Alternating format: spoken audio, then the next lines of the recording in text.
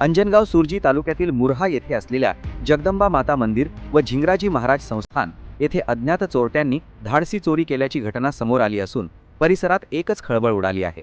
रविवारी मध्यरात्री सुमारे 2:30च्या सुमारास चोरट्यांनी मंदिरातील देवीचा चांदीचा मुकुट तसेच बाहेर ठेवलेली दानपेटी फोडून लंपास केली।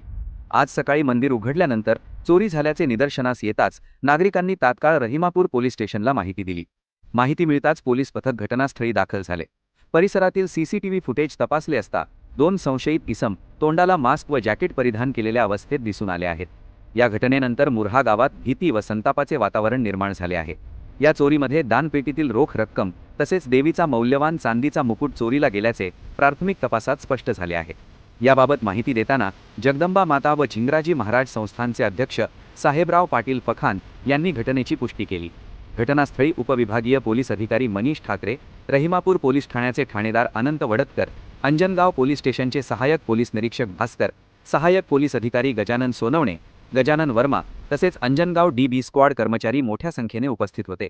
पोलीस अधिकाऱ्यांनी सांगितले की स्पेशल ब्रांच पथक तसेच अमरावती येथून एक्सपर्ट टीम तपासासाठी दाखल होणार असून लवकरच या चोरीचा छडा लावण्यात येईल असा विश्वास व्यक्त करण्यात आला आहे।